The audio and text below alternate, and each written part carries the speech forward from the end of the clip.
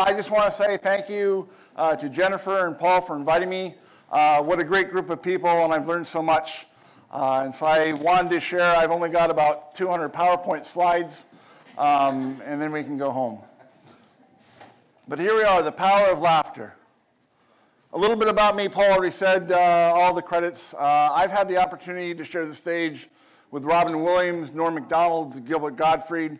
I could talk comedy all day long. It's my passion. But I've been able to do that. I've worked for companies like Bob J, SAP, the Vancouver Canucks, Build Direct. I've spoken to Nike, Coca-Cola, Vizier, Isons. But during the pandemic, I started my own company, Work Happy Nation, and I work with organizations sharing how we can work happy, how we can put our people before profits, how we can talk about mental health, and how we can be better together. And the thing I'm most proud of, a newish dad of 5 years. Rachel is 17. She's my stepdaughter. Love her to pieces. Been married for 6 years.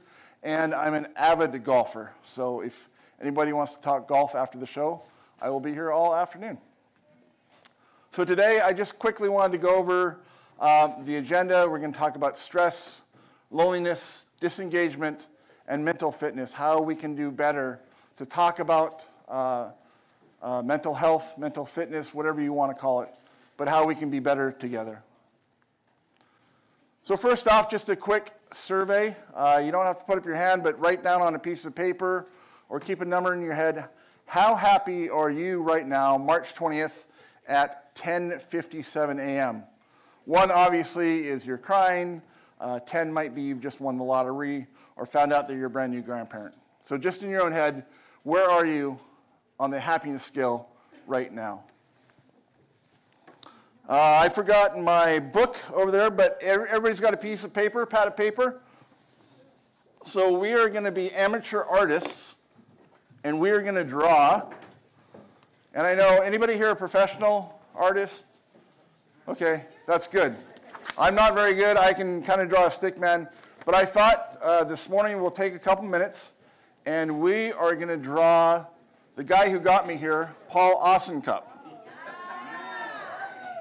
And then when we're done drawing, on the count of 3, we'll show our pictures to each other and see what we come up with. One last thing, you need to take your pad of paper and put it on top of your head. Like this. Everybody's got their pad of paper up?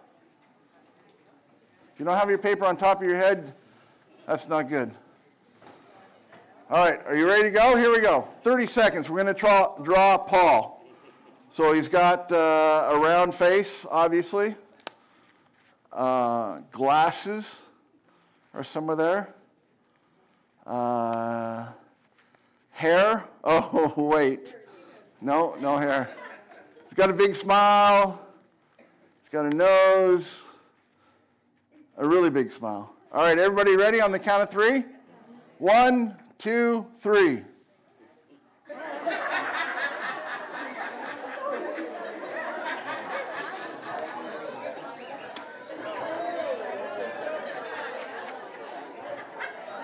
That's good. Good job, Frank.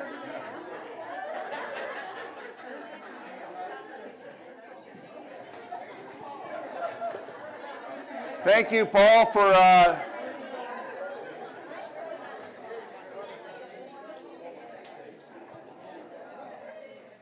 thank you, Paul, for being the guinea pig.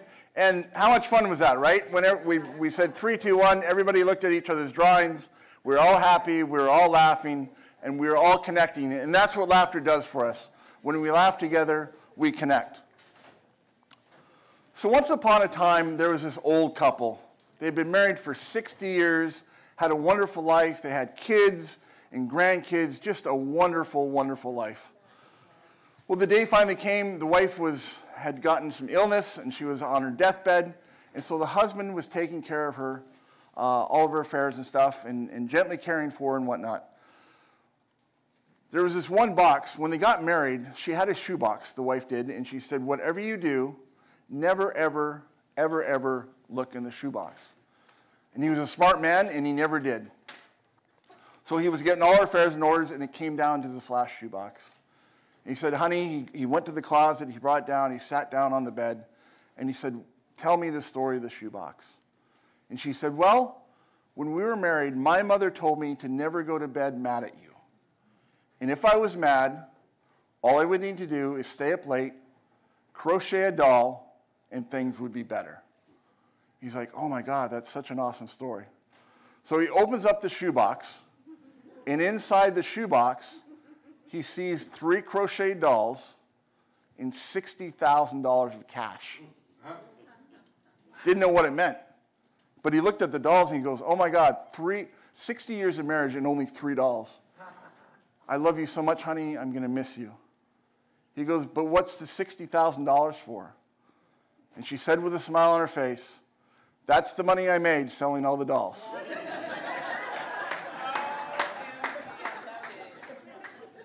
Always a bright side to the story.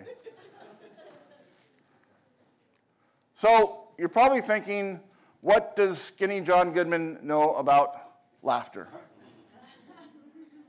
And the rest of you are probably thinking, when the hell did Prince Harry let himself go? Kind of right in the middle. So today I want to talk to you about laughter, and we'll start with this story. And my dad used to tell me when I was growing up, he said, you know what, Greg, laughter is the best medicine. I said, Dad, you have never had diarrhea. It's a lesson I had to learn the hard way 3 times. But anyway, I was doing a stand-up comedy show, an open mic in Vancouver, British Columbia, and I was halfway through my 5-minute set. There was about 12 people in the bar. Nobody had to pay in to come watch. And I was just getting up. I'd been doing stand-up for about 6 months. Halfway through my set, the door opened up, and in walked my hero, Robin Williams. I couldn't believe it. He walked in, ordered a beer, he sat down, and he started to laugh at my jokes. Fabulous. I was absolutely blown away. So as I walked off the stage, I wanted to see how I could connect with this guy. We had just laughed together. And so I decided that I was going to pretend I had no idea who he was. Absolutely worked. I went and grabbed a beer, sat down beside him, and started talking to him. I said, hey, where are you from? He's like, I'm from San Francisco. And I said, well, what are you doing up here? He said, we're filming a movie, Night at the Museum. And I'm like, man, that sounds like a really cool job. Are you the camera guy? Are you in catering? And he looked at me, he's like, why the hell does John Goodman have no idea who I am? So I kept it going for a couple more minutes, and finally I said, you know what? I absolutely know who you are. I'm a huge fan, and it's because of you that I do stand-up comedy. And he said the coolest thing to me, and I'll never forget it. He said, Greg, keep doing what you're doing because you're funny, and you'll never know the difference you make in someone's life by making them laugh. That's right. And that has stuck with me for the last 10 years. That's right. So we connected. We connected through laughter. After towards the end of the show, the person booking the room went up to Robin Williams and said, hey, we would love it if you would close the show out. Do you want to do 10, 15 minutes? I leaned over, I said, do you have 10 or 15 minutes? He's like, Greg, I got it. He went up, did 2.5 hours. The bar is now packed. The bouncers are charging $20 to get in. There's people outside. And afterwards, I got this picture. He came up to me and said, hey, thank you for treating me like a regular, normal human being, and thank you for making me laugh. What do you want? I said, I'd love a picture. And you can see he's still got a little bit of, I didn't wear my makeup, but he's still got some on. So that was on a Tuesday night. The next night, I was going to another comedy show in downtown Vancouver at Yuck Yucks. I was walking with my buddy Ian, and I hadn't told Ian the story yet. And we're just about to walk into this hotel where the comedy club was, and Ian starts giving me the elbow. I'm like, what? He goes, look, Robin Williams. And instinctively, I looked up, and I was like, hey, Robin. And Robin's like, Greg, how's it going? And Ian went to the bathroom. So here we are, the three of us on the street in downtown Vancouver, and he's talking to us. He's like, where are you guys going? We're like, we got another show. And he's like, can I get in? Can I get on stage? And I said, yeah, I think so. So he said, but when you go ask the club owner, don't tell him it's Robin Williams. Just tell him it's a buddy of yours from out of town, Robin. If you can give me 5 minutes, that'd be great. So I went downstairs and talked to the club owner, and I said, hey, I've got a friend in town. He just dropped by. Can he do 5? And he's like, well, is he funny? I said, yes. And he goes, because you know if a guy you bring in is not funny, you're going to get less stage time. Yeah. I said, I'll be headlining next weekend.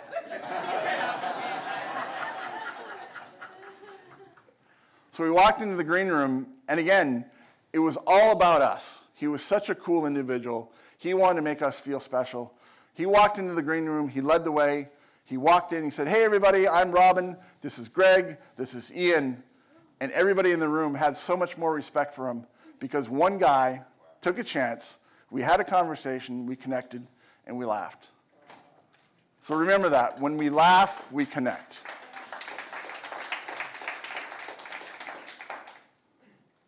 Three years later, I was at a sales conference in Las Vegas at the Bellagio Hotel, and it was the biggest conference of our company. There's 4,000 people. It was the annual awards banquet.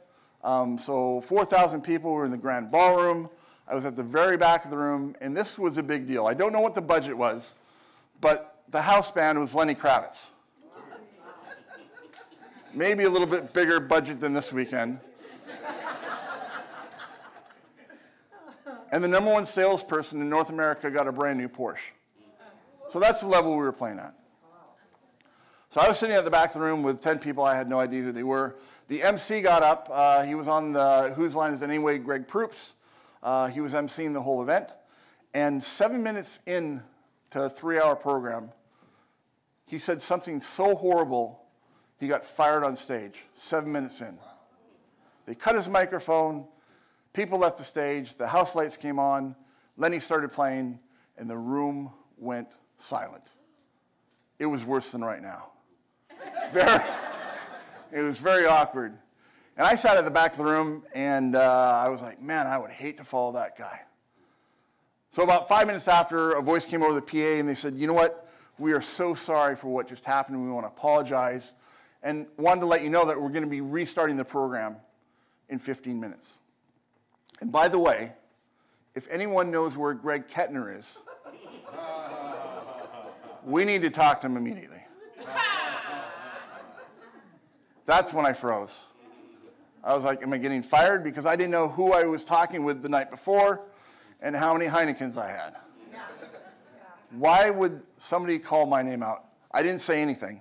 I just sat there. But I looked to the left and I saw an exit door out to the casino.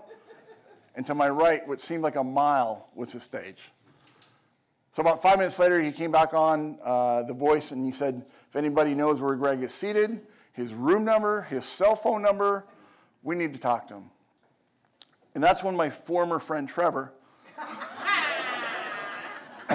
came running over to my table. He's like, Greg, they want you to go do stand-up. You're going to save the day. You're going up. I'm like, Trevor, I've got 5 minutes of fart and poop jokes.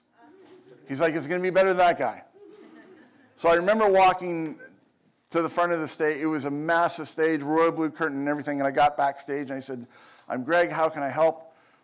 And they said, we need you to go out and do 15 minutes of stand-up comedy so we can figure out what the hell we're going to do for the rest of the 3 hours. And I thought, you know what? Here's my opportunity. I've always wanted to perform in Vegas. I had a sold-out crowd. And what story would I have if I hadn't done that? What story would I be able to tell you guys today? So I said, sure. So they're wiring me up with a microphone. And again, I'd only been in front of like 20, 30 people before in my life. So I'm standing backstage. The guy goes out to introduce me. Did me no favors. He walked out and he said, everybody, want to apologize again for what just happened. But lucky for us, one of our very own, Greg Kettner, is a stand-up comedian. He's very, very, very, very funny. I turned around like, well, who's following me?